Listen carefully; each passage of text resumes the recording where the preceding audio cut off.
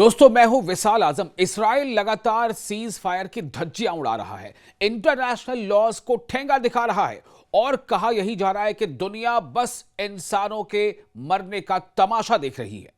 Lebanon में cease fire के बावजूद इसराइल के हमले लगातार जारी हैं और अब मामला एक बार फिर बड़े खतरे की तरफ बढ़ता दिखाई दे रहा है। सबसे ताजा हमले 15 अगस्त को किए गए दक्षिणी यानी जनूबी लेबनान के अंसार और दीर अल जरहानी इलाकों में इस्राएली एयर स्ट्राइक में कम से कम 11 लोग मारे गए हैं और 19 घायल हुए। मरने वालों में बच्चे और महिलाएं भी शामिल हैं। ध्यान से सुने, मरने वालों में बच्चे और महिलाएं भी शामिल हैं।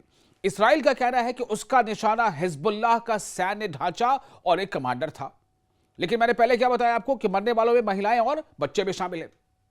और यह हमला उस ड्रोन हमले के जवाब में किया गया जिसमें 3 इस्राएली सैनिक घायल हुए थे। यह इसराइल का कहना है। लेकिन सवाल यह है कि जब सीज फायर मौजूद है तो ऐसे हमले बार बार क्यों हो रहे हैं? सीज फायर इंप्लीमेंटेड है, अमेरिका की लीडरशिप में कराया गया सीज फायर लागू है, फिर भी कैसे हिम्मत हो रही है इसराइल की हमले करने की? इसकी जड़ एक बड़े तनाजे में है। अमेरिका की मध्यस्थता यानी अमेरिका की मीडिएशन से हुए समझौते में जनूबी लेबनान से इस्राएली फौज की फेज वाइज वापसी, इस्राएली फौज की फेज वाइज मरहलावार वापसी और हिजबुल्लाह के हथियारबंद ढांचे को हटाने की बात है। लेकिन इस्राएल अब कह रहा है कि जब तक हिजबुल्लाह पूरी तरह डिजार्म नहीं होता उसकी फौज दक्षिणी लेबनान से नहीं हटेगी। भाई, समझौते में तो यह बात हुई थी कि दोनों चीजें मरहलावार होंगी, स्टेप बाय स्टेप। वो हट जाए, हम नहीं हटेंगे, ये क्या बात हो गई?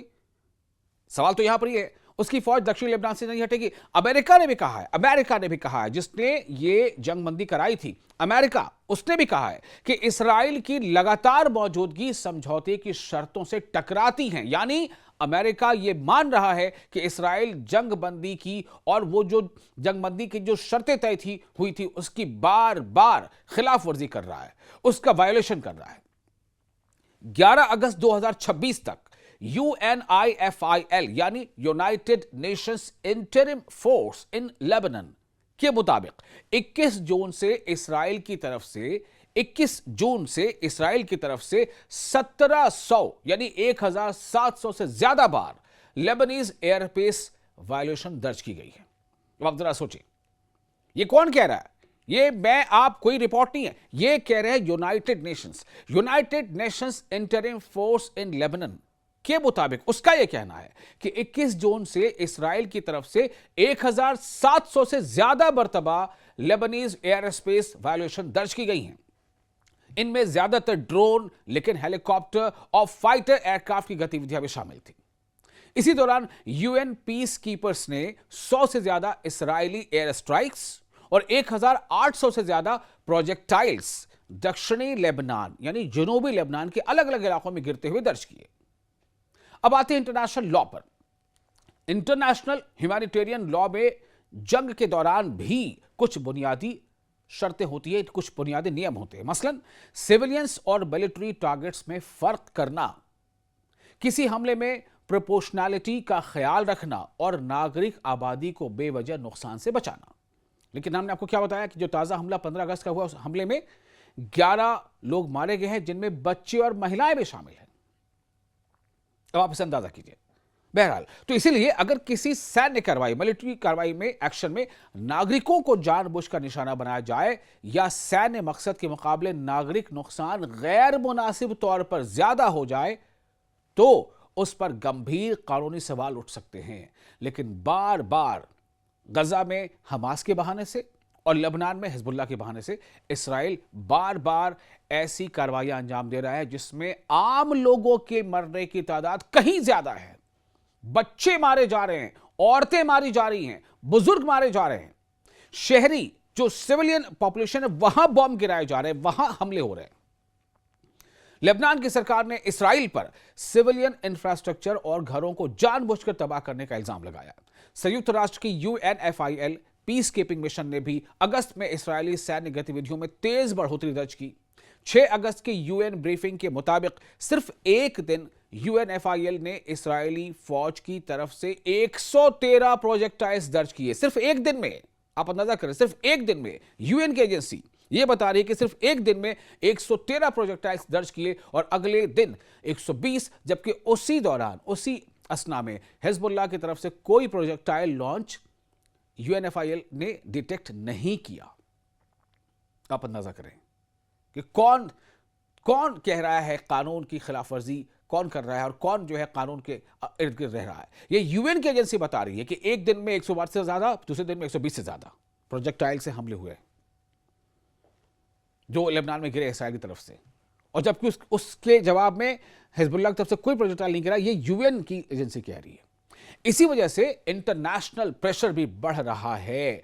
अरब लीग ने 15 अगस्त के हमलों को सख्ती से कंडेम करते हुए कहा है कि जनूबी लेबनान यानी दक्षिणी लेबनान में इसराइल की एस्केलेशन अमन की कोशिशों को पटरी से उतार सकती है।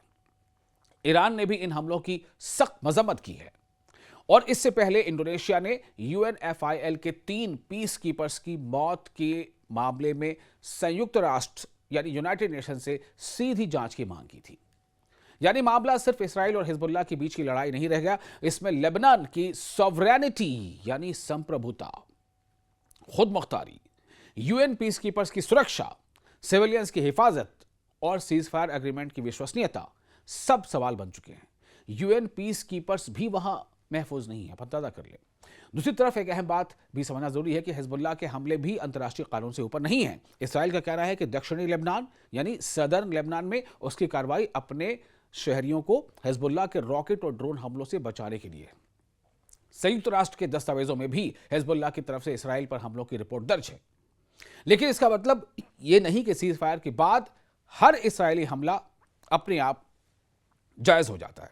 असल सवाल यही है, क्या सुरक्षा के नाम पर किसी मुल्क की टेरिटरी में लंबे वक्त तक फौजी मौजूदगी, लगातार हमले और सिविलियन इलाकों में तबाही को जायज ठहराया जा सकता है?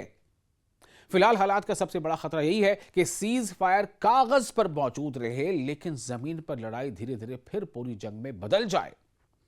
यह खतरा है, और अगर ऐसा हुआ तो इसका सबसे बड़ा बोझ फिर वही आम लेबनानी उठाएंगे जो पहले ही अपने घर, रोजगार और सुरक्षा खो चुके हैं।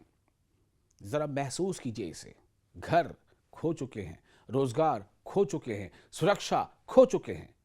सोचिए जरा, आपके साथ ऐसे हालात हो तो क्या हो। इसलिए आने वाले दिनों में असली परीक्षा, असल इम्तिहान सिर्फ इसराइल और हिजबुल्लाह की नहीं, बल्कि अमेरिका, यूनाइटेड नेशंस और तमाम जो इंटरनेशनल पावर्स हैं उनकी भी है, उनका भी इम्तिहान है। क्या वो सीज फायर को सिर्फ बयानबाजी से नहीं बल्कि जमीन पर लागू भी करवा सकते हैं? सबसे बड़ा सवाल यही है।